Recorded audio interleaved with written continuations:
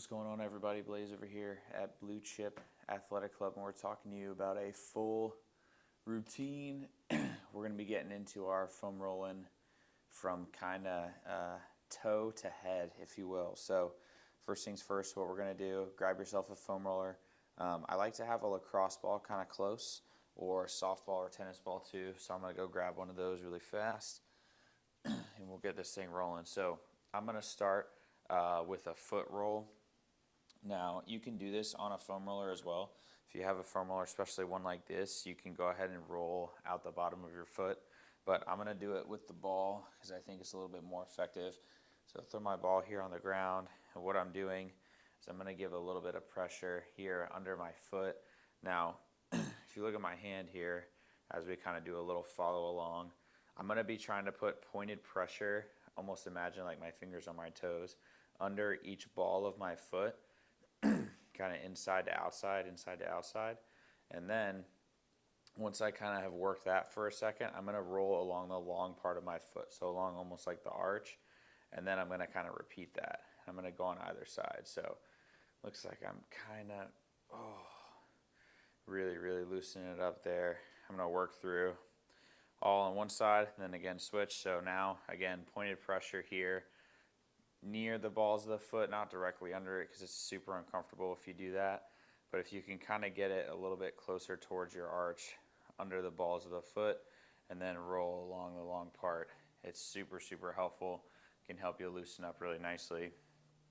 And I'm just going to work one more pass and then I'm going to move on. So next thing you're going to need, as I milk this last little bit, oh baby, feels good, is your foam roller. So I'm going to grab my foam roller now, and what we'll do is we'll work backside of the body, at least limb by limb. So we'll go into our calves next.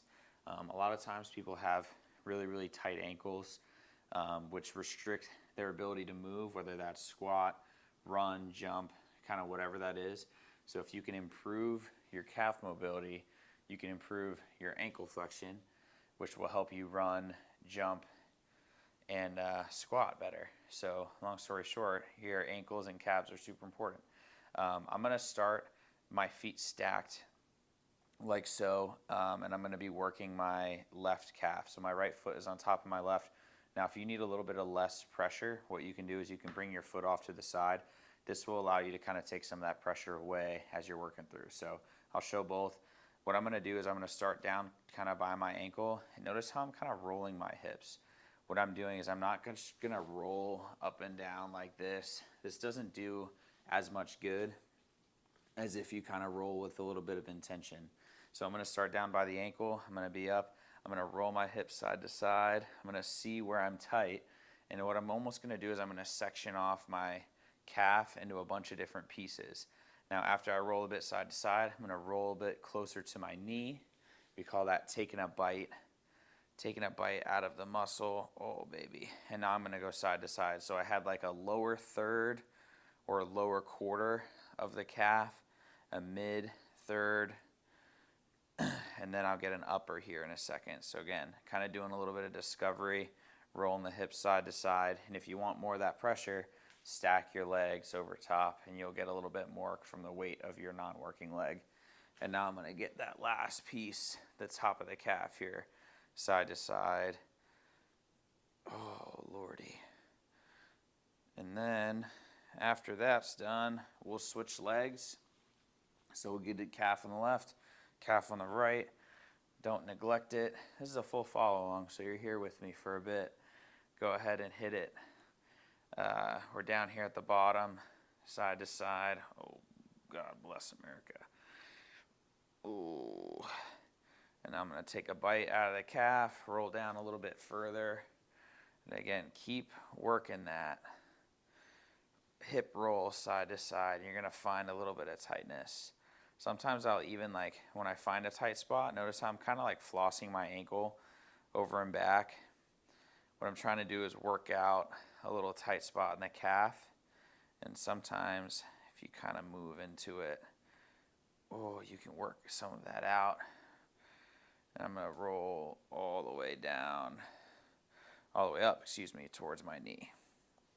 So after you've had enough, which we probably have both had enough at this point, we're going to flip. So we did back side of the lower leg.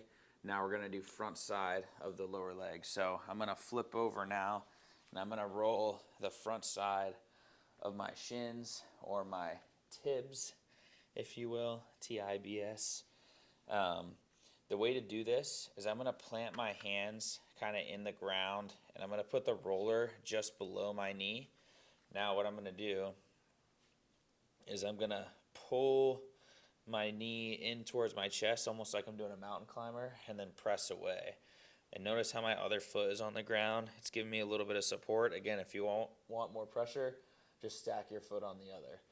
And what I'm doing now, just rolling up the side of the knee. Now, my knee isn't straight down. Like, I'm not basically straight onto the ground. What I've done is I've taken my left leg and I've gone almost off to the right at like a 45-degree angle. What that does, it allows me to roll kind of on that tibialis muscle on the side. And do a little discovery. And God bless, it's tight. I'm going to do the other side now. So I'm going to switch. Now my right side is going to come down. I'll turn over this way so you can see. So right leg on the foam roller, hands out in front. And now what I'm going to do, roll that roller up and down. And again, my hips aren't straight on to the ground, going up and back, or back and forth like so. I'm kind of turned to the side. So I can really, really get that tibialis. And again, if you can kind of roll the hips, you can sometimes find a spot that's extra tight and give it a little love. After I do that tibialis roll on the bottom, I like to throw my knees both on top of the foam roller and try to sit back against flat feet. So you'll notice my feet are flat on the floor. I'm going to sit back here. Really, really big stretch. Lean back if I can. Sometimes I'll walk a knee one at a time. Really give myself a little bit of extra along the ankles. Your ankles don't get enough love. Give them a little love. Oh, baby. Okay. Next thing we're going to do, we're going to work into the mid leg or upper leg, whatever you want to say. We're going to work here the hamstrings on both legs next.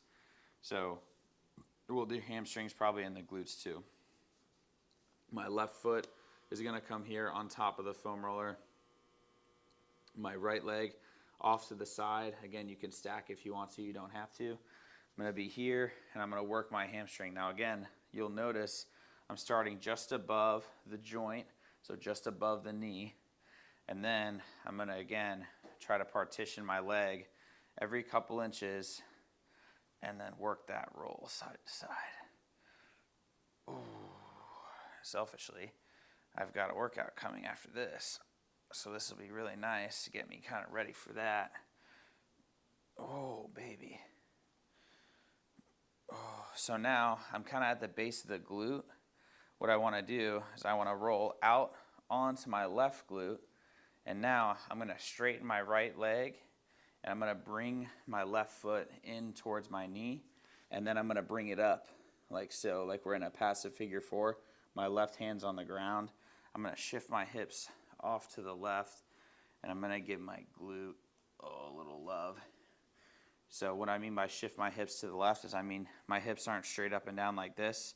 I'm dropping my hips to the left so that I can get along that left glute, especially along the outside. The abductors really need a little bit of love there. And then I'm going to come off and switch legs. So I did left hamstring, left glute. Now I'm going to go right side. It looks very, very similar. I'll turn just a little bit. Hopefully this view is good. Again, leg is straight. My other leg is off to the side for support. And now I'm going to just give myself a little roll all the way down. Follow along. It's going to be long, but oh, baby, it's going to be nice.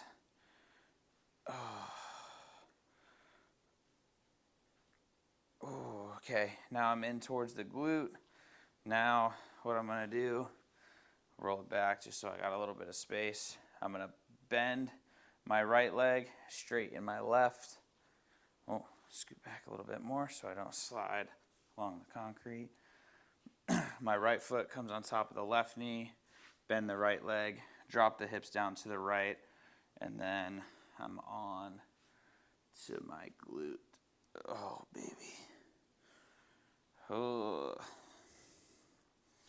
this is good. Oh.